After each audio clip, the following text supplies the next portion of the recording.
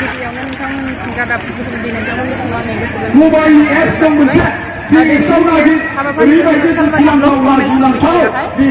आइजोफोरनि सांग्रांथि आरो बेजों लोगोसेनो बे फैगौ समफोराव जोङो आइजो माहारिया सेल्फ हेल्प ग्रुपनि गेजेरजों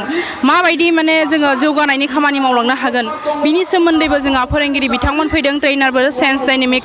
टीमनिफ्राय नुजाथि फैदों आरो बेखौ लानानै दिनै नैबे हाबाफारिखौ जोङो लानाय जादों। दा बेनि गेजेरजों रायजो राजाफोरनिसिम खावलायनो सानो बे फैबाय थानाय डिसेम्बर दाननि जि जानो गोनां बिसायख'थि बे बिसायख'थियाव जोङो इउपिपिएल सरकारनो जाहाथे नोंथांमोना बयबो रायजो राजाफोरा भट होनानै देरहाहोयो आरो बेनि गेजेरजों बिनि गोनांथियानो जादों जोंहा सोलायनायनि गोनांथि जौगानांगौनि थाखाय जोङो सोलायनो नांगोन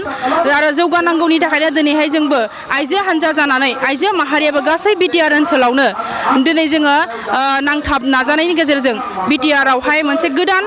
राजखान्थि हान्जाखौ सरकार सलायहोनो अर्थात इउपिपिएल हान्जाखौ सरकार सलायनो थाखाय आग बारायबोदों आरो बेखायनो रायजो राजा नोंथांमोनखौबो खावलायो जे नोंथांमोनाबो सोलायनांगौनि सार्थआव जौगानांगौनि सार्थआव फैगौ बिसायख'थियाव जाहाथे इउपिपिएलनो ट्रेक्टरनि सावगारियाव भट होनानै देरहाहोयो आं बेखिनिखौनो गोसो गोरबोजों खावलायो। दा जे इउपिपिएलआव सरकारा फैयोब्ला जों आइजो माहारिखौ जौगानांगौनि थाखाय अर्थात सेल्फ हेल्प ग्रुपफोरखौ लानानै गोबां जौगानायनि खामानि बा आसनिफोरखौ लानाय जादों मानो होननानै बुङोब्ला दिनै आइजो माहारिया मावनो हायि जेबो खामानि गैया आरो बैबायदि माखासे खामानि जोंनि गेजेराव दङ आखाइनि खामानि माखासे दङ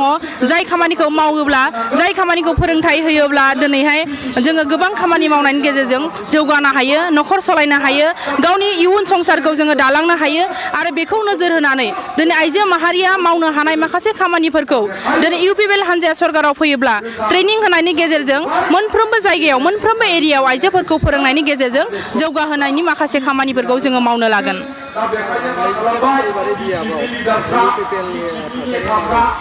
नैबे 21 नं सालबारि बियाबाव दिनै इउपिपिएलनि थासारिया बुहुत गोजौआव दङ होननानै जों बुंनांगोन दिनै मोनब्रै बेवहाय साब्रै केन्डिडेट दङ मोनब्रै पार्टिनिफ्राय बेनि मादाव दिनै इउपिपिएल हान्जायानो सेथियाव दङ आरो इउपिपिएल हान्जाजों कन्टेस्टआव फैनो हानाय गुबुन पार्टि दिनै सालबारि बियाबाव गैया होननानै जों बुंनांगोन।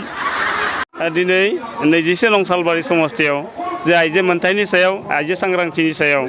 सालबारि जिल्ला इउपिपिएल उमेन सेलहा दिनैहाय मोनसे सुबुं थुबुरमा बावहाय खुंदों दा बे सुबुं थुबुरमानि गेजेरजों नैबे ओनसोलनि नैबे समस्थिनि आइजोफोरखौ आङो गोसो गोरबोजों बरायदों आरो बिथांमोना आइजोनि मोनथायनि सायाव जि सावरायनो नागिरदों आइजोफोरखौ राजखान्थि भाबै सांग्रां खालामनो थाखाय जिबायदि सावरायनो नागिरदों बे सावरायनो ओंखारनाय मोनफ्रोमबो हाबाफारिखौ आरो हाबाफारियाव बाहागो लाफैनायनि थाखाय आङो 21 नं सालबारि समस्थिनि आइजो बिथांमोनखौ आं गोसो गोरबोजों खुलुमबाय आरो आसा खालामदों जिबायदि आइजोफोरा लोब लोब नुजाफैदों दा बे हिसाबै आइजो माहारिया जुदि बेबायदि नुजाफैयोब्ला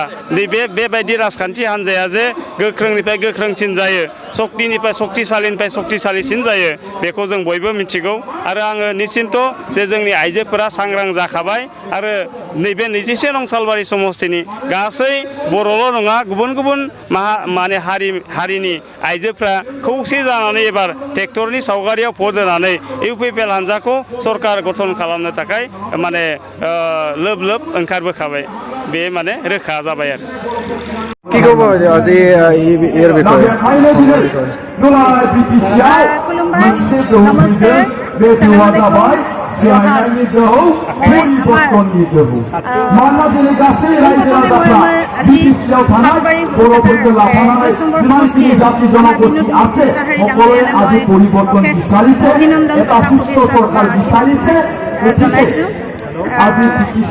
নির্বাচনী দিন একেবারে দিনেই চমু চাপি আহিছে গতিকে এই দিনকেইটা আমি যাতে